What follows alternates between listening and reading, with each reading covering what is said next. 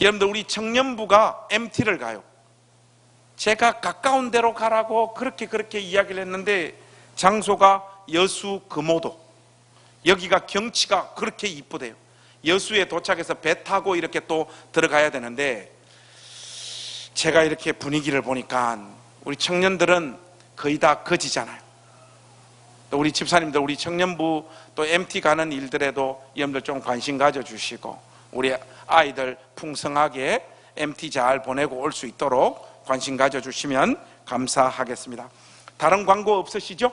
자, 우리 하나님 말씀 함께 보겠습니다. 오늘은 사무엘하로 들어가겠습니다. 사무엘하 1장을 우리 함께 보겠습니다. 사무엘하 1장 17절에서 마지막 절까지 오늘 함께 보겠습니다. 사무엘하 1장 17절, 제가 먼저 한 절 읽겠습니다. 다윗이 이 슬픈 노래로 사울과 그의 아들 요나단을 조상하고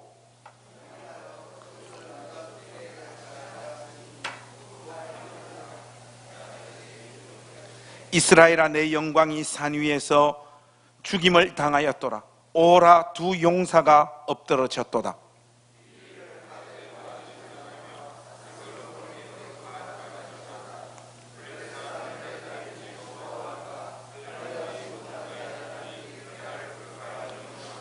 길보아 산들아, 너희 위에 이슬과 비가 내리지 아니하며 재물 낼 밭도 없을지어다. 거기서 두 용사의 방패가 버린 바 됨이니라. 곧 사울의 방패가 기름 부음을 받지 아니함 같이 됨이로다.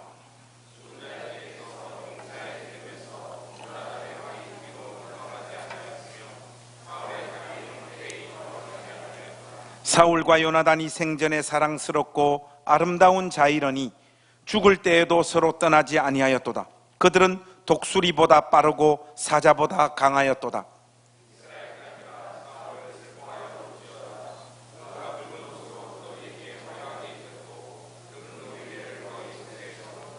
오라, 두 용사가 전쟁 중에 엎드러졌도다. 요나단이 내 산 위에서 죽임을 당하였도다.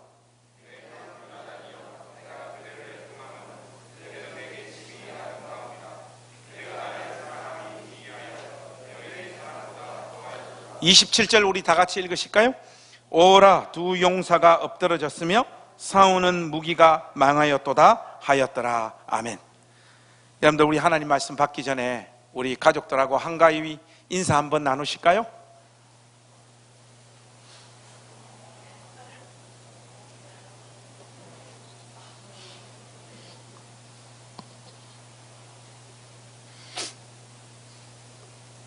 저는 한 주간 이사한다고 정신이 없었습니다. 어제 이사를 다 마쳤어요.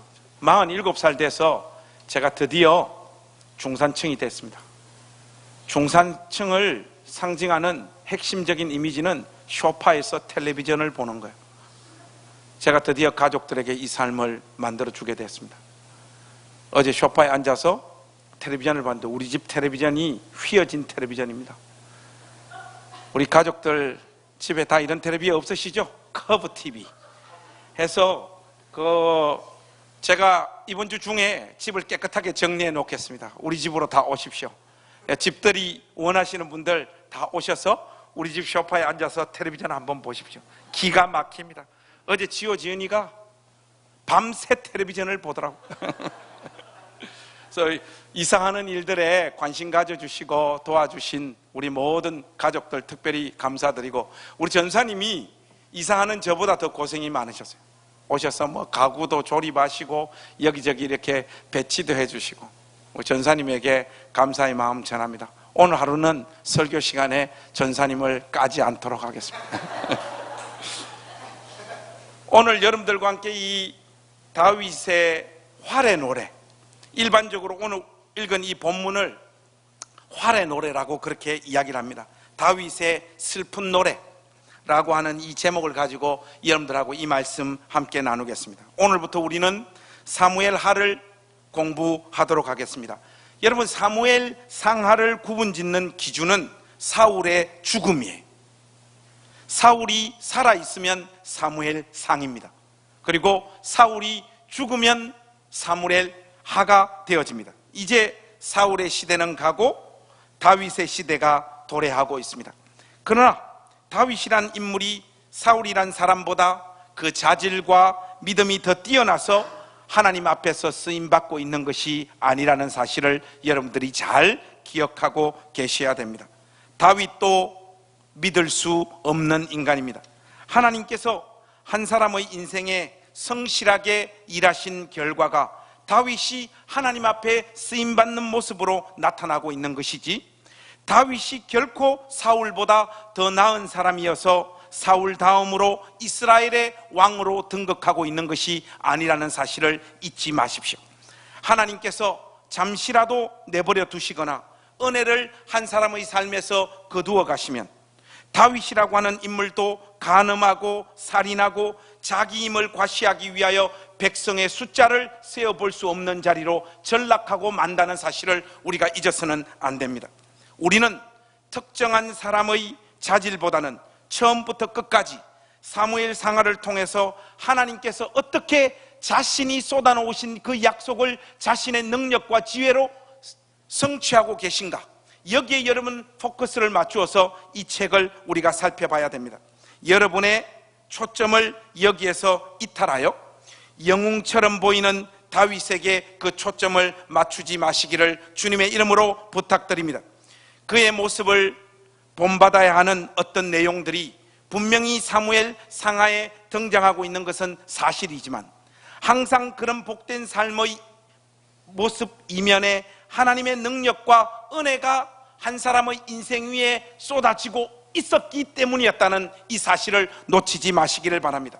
그래야 사무엘 상하를 공부하면서 우리가 길을 잃지 않을 수 있다는 사실, 여러분 꼭 기억하시고 오늘 사무엘 하를 본격적으로 한번 살펴보도록 하겠습니다. 여러분 1절 말씀을 보시면, 사울이 죽은 후에 다윗이 아말렉 사람을 쳐 죽이고 돌아와 다윗이 시글락에서 이틀을 머물더니 이렇게 말하고 있습니다. 사울은 블레셋의 공격에 패배하고 죽임을 당하고 그의 생을 마칩니다. 반면에 사울이 죽은 후에 다윗은 아말렉 사람들을 쳐서 죽이고 시글락으로 돌아왔다. 성경이 그렇게 말하고 있습니다. 이것은 두 사람의 삶을 명백하게 대조하고 있는 것이 틀림없습니다. 하나님은 다윗의 시대를 이제 열고 계신 장면이죠. 여하튼 다윗의 일행들이 잃어버렸던 모든 사랑과 물건들을 다시 회복하여 시글락으로 돌아온 지 3일 만에 사울 진영에서 아말렉 청년 하나가 다윗을 찾아옵니다. 성경은 그 청년의 행색과 그가 다윗을 찾아온 이유를 비교적 자세하게 우리에게 소개하고 있습니다. 그 청년으로부터 다윗에게 전해진 그 말의 핵심적인 내용은 사울과 그의 아들 요나단이 죽었다라고 하는 소식이었습니다. 그의 목소리를 통해 그가 전달하고 있는 내용들을 우리가 자세하게 한번 확인해 봤으면 좋겠습니다. 여러분 사무엘하 1장 6절에서 10절 말씀 한번 우리 한 목소리로 쭉 같이 한번 읽었으면 좋겠습니다. 6절에서 10절 말씀 한번 우리 같이 읽겠습니다. 시작. 그에게 알리는 청년이 이르되 내가 우연히 길보아 산에 올라가 보니 사울이 자기 창에 기대고 병거와 기병은 그를 급히 따르는데 사울이 뒤로 나를 보고 부르시기로 내가 대답하되 내가 여기 있나이다 한즉 내게 이르되 너는 누구냐 하시기로 내가 그에게 대답하되 나는 아말렉 사람이니이다 한즉 또 내게 이르시되 내 목숨이 아직 내게 완전히 있으므로 내가 고통 중에 있나니 너는 내 곁에 서서 나를 죽이라 하시기로 그가 엎드러진 후에는 살 수 없는 줄을 내가 알고 그의 곁에 서서 죽이고 그의 머리에 있는 왕관과 팔에 있는 고리를 벗겨서 내 주께로 가져왔나이다 하니라. 여러분 이 청년이 말하는 내용을 살펴보면 사무엘상 31장에서 사울이 죽는 장면을 묘사하는 내용과 그 내용이 너무 심하게 차이가 난다는 것을 우리가 확인할 수 있습니다. 이게 성경의 통일성이 깨어지는 거죠. 사무엘상 31장과 사무엘하 1장에서 사울이 죽는 장면을 묘사하고 있는 내용이 너무나 심각한 차이가 나고 있습니다. 그래서 보수적인 신학자들이 사무엘상 31장의 내용과 오늘 우리가 읽은 이 본문인 사무엘하 1장에 묘사되어진 사울의 죽음과 관련한 내용을 억지로 짝을 꿰맞추거나 통일성 있게 설명을 하려고 몸부림치는 신학자들이 꽤 많습니다. 이것은 대단히 무모한 짓이라고 생각되어집니다. 제가 다양한 책들을 통해서 확인하고 성경을 꼼꼼히 살핀 결과는 다윗을 찾아온 이 아말렉 청년이 거짓말을 하고 있을 가능성이 대단히 높다라는 사실, 이 부분이 중요합니다. 여러분, 이 청년이 쏟아놓고 있는 그의 워딩을 한번 보십시오. 그는 우연히 길보아 산에 올랐다고 말하고 있습니다. 아니 여러분, 전쟁터에 우연히 가는 사람이 어디 있어요? 그는 우연히 전쟁터로 올라간 것이 아니라 전쟁의 성패가 한쪽으로 기울었다라고 하는 소식을 듣고 전리품을 챙기기 위해 올라간 것이 분명해 보입니다. 한 장면 더 살펴볼까요? 그는 사울이 자신에게 죽여달라고 하기에 자신이 봐도 더 이상 살 가망성이 없었기 때문에 그의 소원대로 사울을 죽이고 사울의 왕관과 팔고리를 벗겨서 가지고 왔다, 이렇게 말하고 있습니다. 이 말이 진정성이 상당히 떨어지는 말입니다. 사무엘상 31장에서 사울은 전쟁 중에 부상을 당하여 자기 부관에게 자신을 죽여달라고 요청을 하고 있죠. 그 이유가 무엇이었습니까? 할례받지 못한 블레셋 사람의 손에 죽임을 당하는 수치를 면하기 위해서 그렇습니다. 그런 사울이 할례받지 않은 아말렉 사람에게 자신을 죽여달라고 요청할 이유가 어디 있습니까? 이 아말렉 청년은 타고난 거짓말쟁이입니다. 영어로 하자면 congenital liar. 이 단어가 여러분들 좀 어렵죠? 처음 들어보는 영어죠? 저도 처음 들어봤어요. 제가 영국에서 영어 배울 때 그 네이티브 스피커 그 60살 아줌마한테 제가 장난을 친다고 You are the most beautiful woman I've ever seen 이렇게 이야기를 하니까 저보고 그 아줌마가 해줬던 말이, 표현이 이거예요. 그 제 평생 안 까먹는 거예요. 김, you are a congenital liar. 너는 타고난 구라쟁이다, 이 말이거든. 아말렉 청년이 다윗을 찾아온 이유는 오직 하나입니다, 여러분. 전쟁의 성패가 갈라진 후 어디로 붙어야 자신이 살 수 있는지를 이 청년은 지금 알고 있는 것이, 더 나아가 이 격동기 상황에서 공을 세워 그것으로 자신의 입지를 확보하고 싶었던 그 이유 때문에 다윗을 찾아온 것입니다. 그는 자신의 공로를 분명하게 세우기 위해 소설을 창작하고 있고 그 내용도 부풀려서 사울의 왕관과 팔고리를 들고 다윗을 찾아온 것입니다. 거짓말쟁이들 중에 가장 최고 수준의 악질 거짓말쟁이들이 누군가 하면 사실과 거짓을 적절하게 섞어서 거짓말하는 자들입니다. 그는 분명하게 사울의 왕관과 팔고리를 실제로 가지고 왔고 거기에 거짓을 창작하고 있습니다. 대부분의 사람들은 이런 식의 거짓말에 다 속아 넘어가기 마련이죠. 그러나 그가 탁월한 소설가일지는 몰라도 다윗의 인격과 믿음의 세계에 대해서는 완전 무지했던 자였습니다. 그것이 그의 운명을 결판짓고 있는데, 다윗에게 사울을 죽이고 그의 왕관과 팔고리를 가져다 주면 큰 상을 받을 줄로 생각했던 것 같은데 결국 그것이 그를 죽음의 자리로 내몰고 있습니다. 다윗의 반응을 한번 보십시오. 그는 초지일관 하나님의 주권과 하나님께서 친히 기름 부어 세우신 왕의 권위를 끝까지 인정하고 있습니다. 14절과 15절을 제가 한번 읽겠습니다. 여러분 눈으로 한번 따라와 주십시오. 다윗이 그에게 이르되 내가 어찌하여 손을 들어 여호와의 기름 부음 받은 자 죽이기를 두려워하지 아니하였느냐 하고, 다윗이 청년 중 한 사람을 불러 이르되 가까이 가서 그를 죽이라 하매 그가 치매 곧 죽으니라, 이렇게 말하고 있습니다. 아말렉 청년은 이스라엘의 패배와 사울과 요나단의 죽음을 철저하게 정치공학적으로 이해하고 계산을 하고 자기의 액션을 취하고 있습니다. 그러나 다윗은 정치인이요 군인이기도 했지만 그는 신앙인이요, 무엇보다도 하나님 앞에서 신학자였다는 사실을 여러분들이 놓치시면 안 됩니다. 현상적인 사건 이면에 담겨있는 하나님의 음성과 메시지에 귀를 기울이는 믿음의 사람이었다는 사실을 이 아말렉 청년은 알지 못했던 것입니다. 하나님을 인정하지 않는 자들은 알 수도 느낄 수도 없는 믿음의 세계와 가치관을 붙잡고 살아가는 다윗의 인생을 그는 이해할 수 없었던 것이죠. 다윗은 그의 대적이었던 사울의 죽음의 소식에 기뻐하기는커녕 옷을 찢고 슬퍼하며 하나님 앞에서 금식합니다. 무엇보다 여호와의 기름 부음 받은 자를 죽인 아말렉 청년을 죽이도록 병사들에게 명령을 바랍니다. 가련한 아말렉 청년은 사울의 죽음을 자기 삶의 형통과 성공의 기회로 삼으려고 몸부림쳤지만 오히려 다윗에게 죽임을 당합니다. 자기 꾀에 자기가 걸려 넘어가고 있는 모습인 것이죠.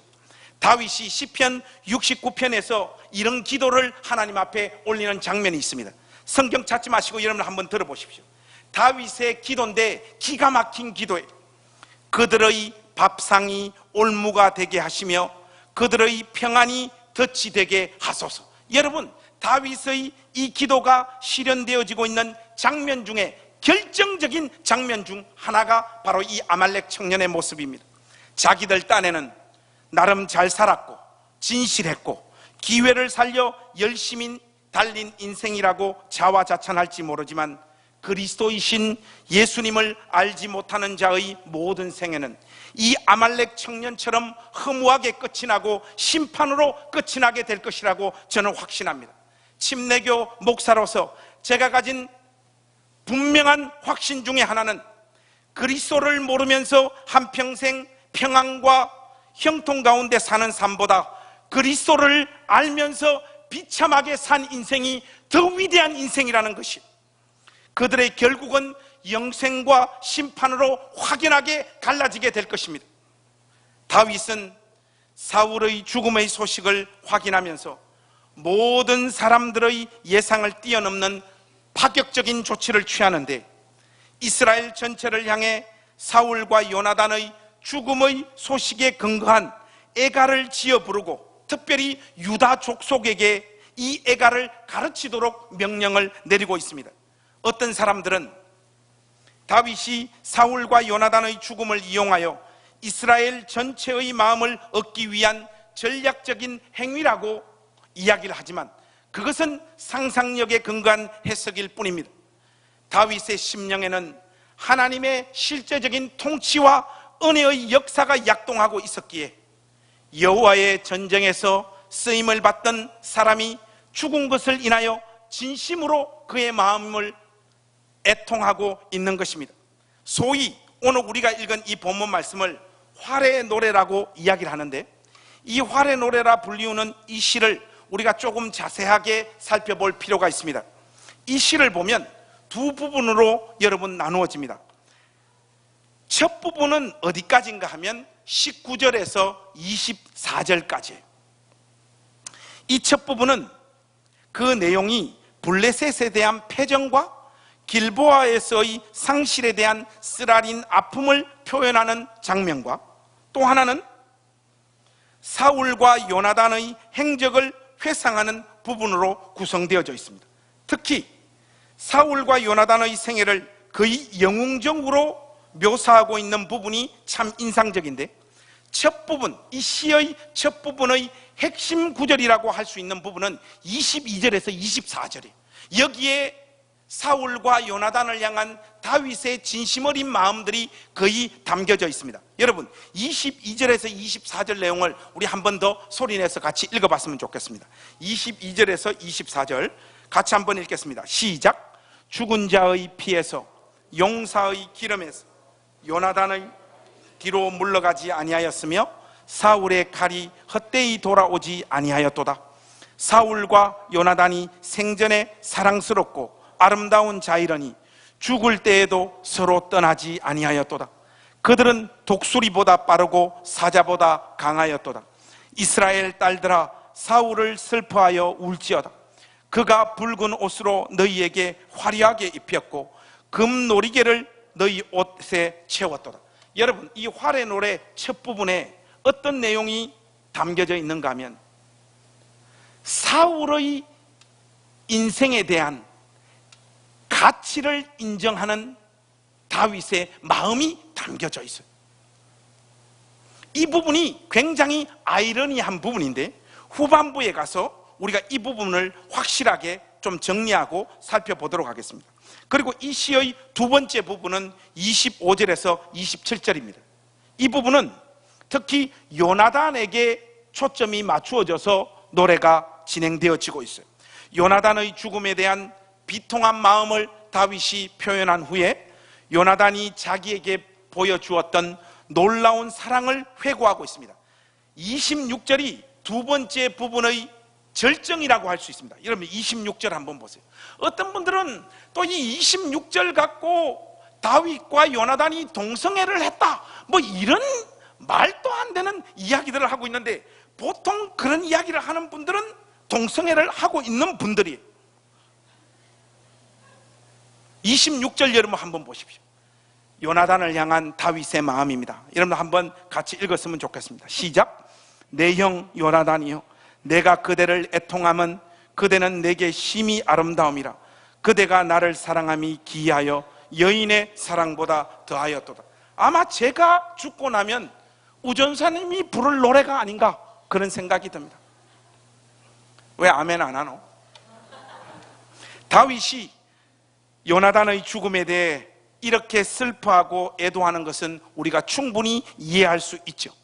그러나 사울의 죽음에 대해서 다윗이 이렇게까지 슬퍼하며 애도하는 이유는 도대체 무엇일까요? 우리가 분명히 성경을 통해서 확인한 바는 다윗은 자기 마음을 진심을 다하여 하나님 앞에 아뢰고 기도할 때 하나님, 저 사울을 심판해 달라고 기도했던 사람이지 않습니까? 시편 54편을 보면 시편 54편의 부제가 무엇인가 하면 10사람이 사울에게 이르러 말하기를 다윗이 우리가 있는 곳에 숨지 아니하였나이까 하던 때에 하는 부제가 달려져 있었던 시가 시편 54편이에요. 그 시편 54편에서 다윗이 하나님 앞에 어떤 기도를 올리는가 하면 여러분 한번 들어보십시오. 하나님은 나를 돕는 이시며 주께서는 내 생명을 붙들어 주시는 이시니이다. 주께서는 내 원수에게 악으로 갚으시리니 주의 성실하심으로 그들을 멸하소서. 내가 낙헌제로 주께 제사하리이다. 여호와여, 주의 이름에 감사하오리니 주의 이름이 선하심이니이다. 참으로 주께서는 모든 환난에서 나를 건지시고 내 원수가 보응받는 것을 내 눈이 똑똑히 보게 하셨나이다.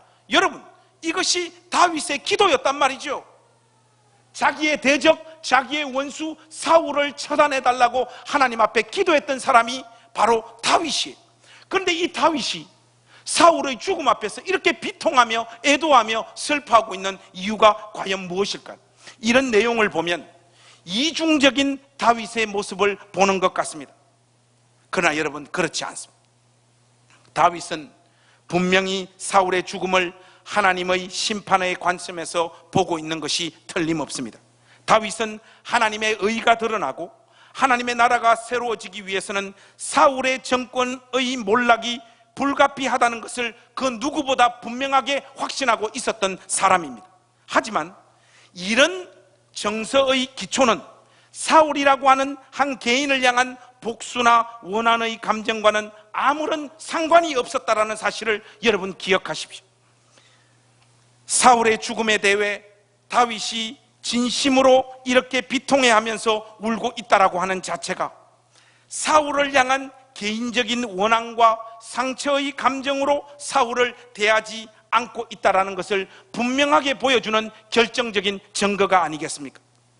다윗 안에서 일어나고 있는 이 이중적인 감정, 그러니까 한편으로는 하나님의 심판이 이 사람에게 이루어져야 된다라고 하는 사실과 또 한편 한 개인이 그 심판의 대상이 된 사실을 기뻐할 수 없는 이 양가적인 이 감정은 사실은 하나님의 마음이며 하나님을 경외하는 사람들의 일반적인 정서라는 것을 여러분들이 꼭 기억하고 계셔야 됩니다. 에스겔서 18장 31절에서 32절 말씀에 보시면 이런 말씀이 있어요. 너희는 너희가 범한 모든 죄악을 버리고 마음과 영을 새롭게 할지어다. 이스라엘 족속아, 너희가 어찌하여 죽고자 하느냐. 32절이 중요한데 여러분 잘 들어보십시오. 주 여호와의 말씀이니라. 죽을 자가 죽는 것도 내가 기뻐하지 아니하노니 너희는 스스로 돌이키고 살지니라. 여러분, 이게 하나님의 마음이고요, 다윗의 마음입니다. 무엇보다 다윗은 사울의 죽음을 애도하면서 이 죽음을 사울이라고 하는 한 개인의 인물의 상실, 그 관점에서만 노래하고 있지 않습니다. 여러분, 활의 노래를 자세하게 꼼꼼히 한번 읽어보십시오.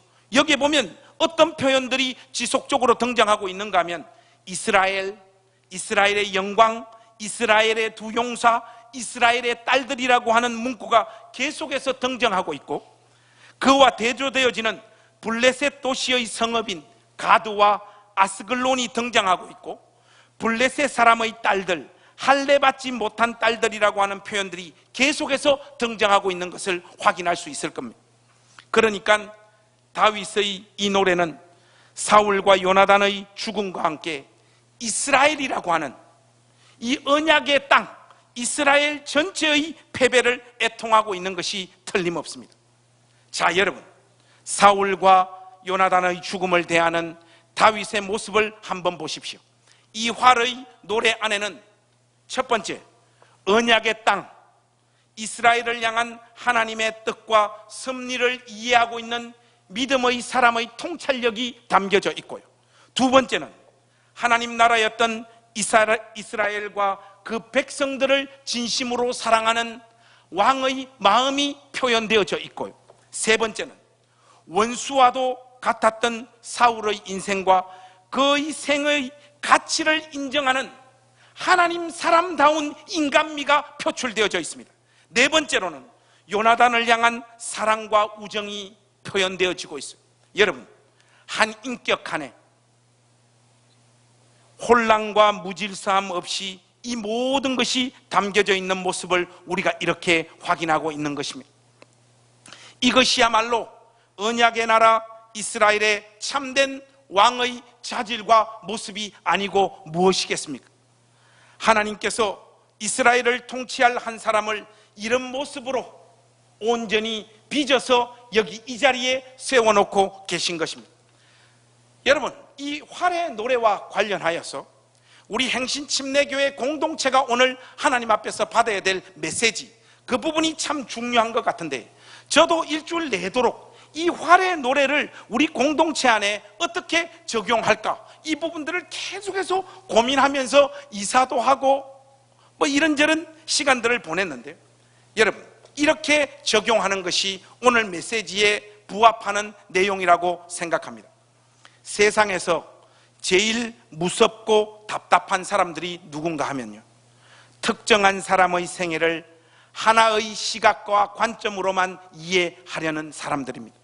특별히 자신보다 먼저 인생이라고 하는 시간을 통과한 사람들을 지독한 언어로 비난하고 욕하는 사람들은 아직 철부지들입니다. 사람이 성숙하고 깊어지고 있는 증거는 다른 사람의 인생에 대한 연민과 이해심과 따뜻한 시선들이 짙어지는 것임을 여러분 잊지 마십시오.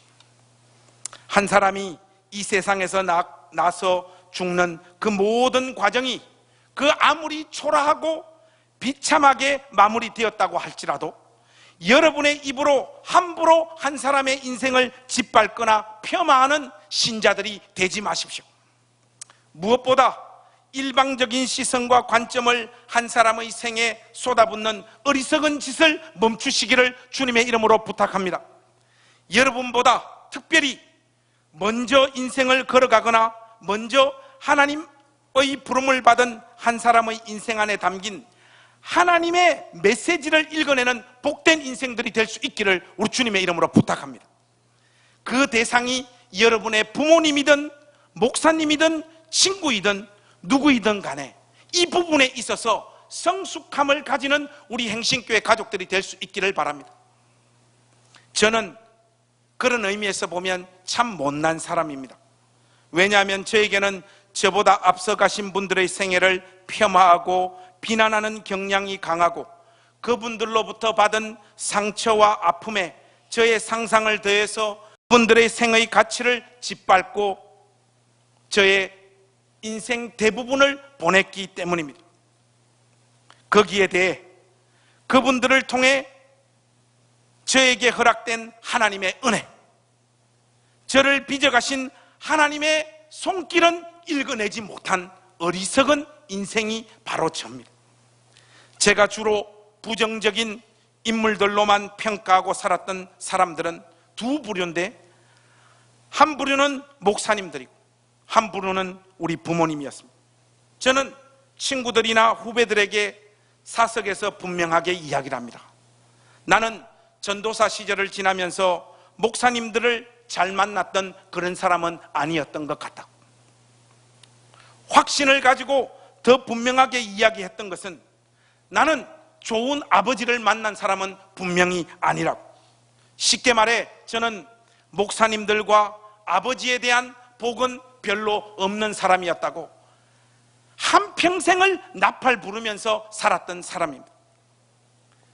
목회와 성경을 가르쳐 주신 목사님들, 저의 청춘의 시절 그리고 청춘의 시절을 꽤 지나는 시점까지 제가 생생히 보았던 저의 눈에 비친 목사님들은 대부분 경제적으로 다들 부유한 삶을 사셨습니다. 자식들은 외국에서 공부하거나 자식들에게 들어가는 교육비는 상상을 초월하는 모습들이 대부분이었습니다. 교회 식구들 중에 가장 잘 사는 사람들이 교회 목사님이었다. 그것을 저는 전사 시절에 확인했을 뿐만 아니라 그들이 쏟아놓는 하나님의 메시지라고 하는 것도 그 내용들이 얼마나 비성경적이고 말도 되어지지 않는 율법주의와 기복주의로 점철되어져 있는 메시지들이 대부분이었고, 저는 제가 몸을 담고 함께 시간을 보냈던 목사님들을 미워했고 경멸했고 때려 죽어도 저런 식으로는 설교하고 저런 식으로는 목회하지 않겠다라고 하는 마음들을 얼마나 강하게 먹었는지 모릅니다. 그러다 보니까 사석에서는 끊임없이 저에게 목회와 성경을 가르쳐 주신 목사님들을 비난하면서 살았죠. 특별히 저의 부모님들, 우리 부모님들 중에 특별히 저의 아버지, 이번에 추석이 됐는데도 제가 고향을 못 내려가요. 못 내려가는 이유가 뭔가 하니까 어머니, 아버지가 두 분 다 돌아가셨고 실질적으로 우리 집에서 엄마 역할을 하는 사람이 우리 둘째 누나인데 지금 우리 둘째 누나가 심장이 좋지 않대요. 이게 좋지 않은 게 그냥 뭐 심장이 좀 아픈 게 아니라 오래 살지 못할 것 같습니다. 심각할 정도로 많이 아파서 전화를 했는데 관성아, 올해는 누나가 음식을 못할 것 같다고, 한 해만 이렇게 좀 쉬면 좋겠다고 그렇게 이야기를 하더라고요. 그래서 제가 누나가 아픈 걸 저한테 다 이야기를 안 하잖아요. 그래서 조카에게 전화를 하니까 야, 너 엄마 너무 많이 아픈 것 같다 이야기를 하니까 우리 조카가 저보고 아주 독한 소리를 한마디 쏟아붓던데, 삼촌, 다 할아버지 때문 아이가. 할아버지가 엄마 어렸을 때 칼 들고 막 협박하고 겁주고 해가지고 그때부터 엄마 심장이 빨리 뛰고 놀래가지고 그때부터 심장이 안 좋았대. 그 이야기를 하는 거예요. 그러니까 아버지가 또 생각이 나는 거예요. 저에게 있어서 이 누나는, 제가 중학교 때 우리 누나가 짜장면집을 했거든. 용현반점. 학교 갔다 오면 항상 들리면 누나가 짜장면 해줬던 기억이 생생하고, 엄마 아빠는 저에게 용돈을 주는 사람이 아니었기 때문에 항상 우리 누나가 저한테 용돈을 챙겨줬었죠.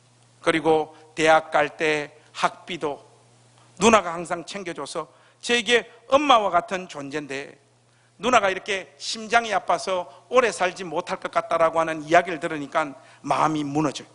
그러면서 동시에 아버지가 떠오르는데 이 아버지에 대한 원망들이 더 짙어지는 거예요. 저에게 있어서 제가 만났던 목사님들, 그리고 먼저 생을 마친 우리 아버지에 대한 감정이 저는 솔직히 좋지 않습니다. 다윗이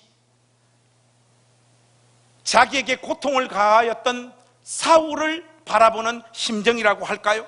근데 여러분, 오늘 다윗은 그 사울의 생의 가치를 인정하면서 활의 노래를 부르고 있지 않습니까? 저도 이 정도의 나이를 먹다 보니 이제 어느 정도 목사님들과 우리 아버지가 이해가 되어집니다. 이해가 된다라고 하는 표현보다 그렇게 특별히 아버지가 불쌍하고 안타까울 수가 없어요. 특히 아버지는 무엇 때문에 인생을 저렇게 살다가 자기의 전 인생을 다 소비하고 말았을까? 이런 생각들이 점점 많아집니다. 우리 아버지도 나름 최선을 다한 인생이었지 않겠습니까? 저의 기억에 아버지가 돈을 벌었던 시간이 잠깐 있어요. 아버지 돌아가시기 전 한 2년, 3년 전에 아버지가 그 노가다판에서 자재를 지키는 경비로 일하셨던 적 한 6개월 정도가 있습니다. 제가 기억을 아무리 떠올려도 아버지가 돈 벌었던 적은 딱 그 6개월밖에 없었던 것 같아요. 근데 제가 엄마 심부름으로 아버지 옷을 그 현장에 가져다 주기 위해서 엄마 심부름으로 아버지 일하는 현장에 갔던 적이 있는데, 그 6개월 동안 일하던 우리 아버지, 그렇게 정겹고 따뜻했던 아버지의 모습을 저는 처음 그때 만났습니다. 얼마나 저를 환하게 안아주시고 좋아하시던지, 그런 아버지의 모습 속에서 우리 아버지도 좋은 남편이고 싶고 좋은 아버지가 되고 싶었는데, 자기 인생이 그렇게 흘러가지 못해서 그 자책과 회한을 술로, 노름으로 한평생 풀고 살 수밖에 없었다. 그 아버지의 마음이 지금의 시점에서 어느 정도 들어오고 이해가 되어집니다. 자기 역할을 조금이라도 하게 되니까 사람이 살아났던 그 모습이 지금도 생생해요. 아버지 돌아가시고 초상을 치르고 난 다음 우리 아버지하고 가까이 지냈던, 같이 그 알코올 중독자 아저씨, 그 이름도 지금 기억이 나요. 최갑근. 이 아저씨가 저 손을 붙잡고 하시던 말씀이 지금도 생각이 나요. 네가 천복이 형님 막내 아들이냐? 그러더라고요. 그래서 예, 그렇습니다 하니까, 야, 너가 아버지 욕하면 안 돼? 너 아버지만큼 그렇게 따뜻하고 정이 많았던 사람이 세상에 없었다.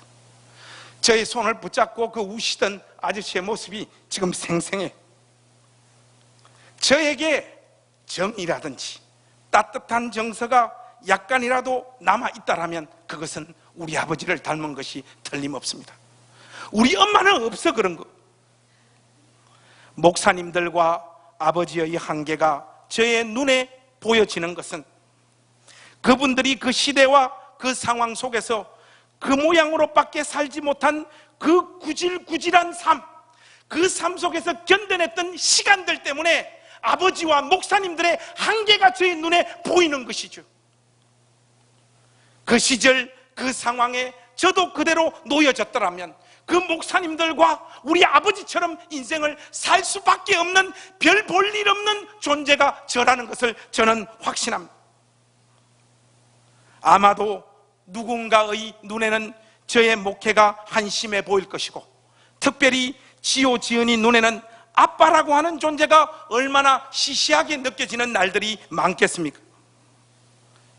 너 둘이 용돈 없어. 저는 최선을 다하고 있지만 새 시대를 맞이하는 아이들 눈에는 저 자신이 얼마나 부족하고 멍청해 보이고 답답해 보이겠습니까? 제가 바라봤던 목사님들과 우리 아버지처럼 말이죠. 사랑하는 우리 행신교회 가족 여러분, 추석입니다. 활의 노래를 지어 부르십시오. 여러분보다 앞서서 인생을 걸어간 여러분의 부모님들에 대한 상처와 원망과 답답함을 가슴에서 다 내려놓으십시오. 아니, 다 내려놓지 못한다 할지라도 여러분들이 볼 때 원망할 수밖에 없고 답답해 보이고 손가락질 할 수밖에 없는 여러분의 아버지, 또 여러분의 어머니, 그분들의 생의 가치를 인정하는 믿음의 가족들이 되실 수 있기를 우리 주님의 이름으로 부탁합니다. 여러분의 아버지가 술을 많이 드셔서 어머니를 두들겨 팼습니까? 노름을 했습니까? 바람을 피웠습니까? 여러분, 단도직입적으로 말씀드리겠습니다. 그 시절 그 상황에 우리 아버지들이 바람 안 피웠으면 한강에 내려가서 뛰어내려 자살할 수밖에 없었기 때문에 바람도 피운 것이에요. 바람을 피운 그 행위를 옹호하고 박수 쳐주자는 것이 아니라 한 사람의 인생이 그 삶을 받아들이지 않으면 견딜 수 없었기 때문에 자기 삶을 그렇게 내몰아갔던 것이. 여러분의 부모님, 여러분들과 관계하며 여러분들보다 먼저 인생이라고 하는 시간을 보낸 어른들에 대한 따뜻한 마음들, 연민들이 풍성해지는 한가위가 될 수 있기를 우리 주님의 이름으로 부탁합니다. 다윗이 사울의 인생을,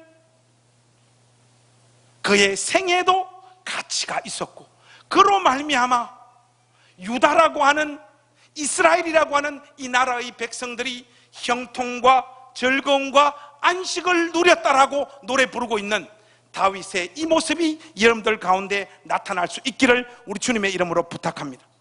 여러분들의 부모님을 이해하시고 따뜻한 시선으로 바라보십시오. 무엇보다도 그분들을 통하여 하나님께서 여러분 인생을 빚어내셔서 여기 이 자리에 세우시고, 무엇보다 부모님의 한계를 보여주시고 그 한계를 넘어서야 된다라고 하는 이 마음을 주신, 이 자리까지 여러분 생을 이끌어 오신 하나님을 찬양하는 우리 행신교회 가족들 되실 수 있기를 우리 주님의 이름으로 부탁합니다. 원망과 상처와 답답함으로 한가위를 맞이하지 마시고 다윗처럼 활의 노래를 지어 영광의 하나님을 찬양하며 노래하는 우리 복된 행신교회 가족들이 되실 수 있기를 우리 주님의 이름으로 부탁합니다. 기도하겠습니다.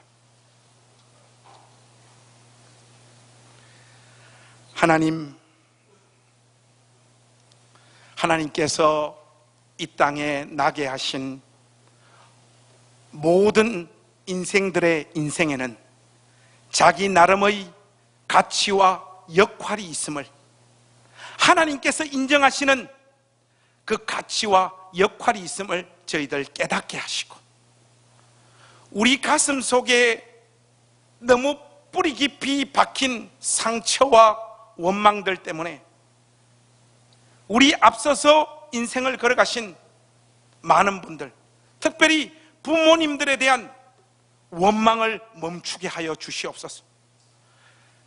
그들이 견뎌낸 생의 고통을 이해하게 하시고 그들 품에 우리를 나게 하셔서 그 품 안에서 우리를 빚어내신 하나님의 경륜과 섭리를 읽어내는 믿음의 사람들 되어질 수 있도록 은혜를 베풀어 주시기를 원합니다.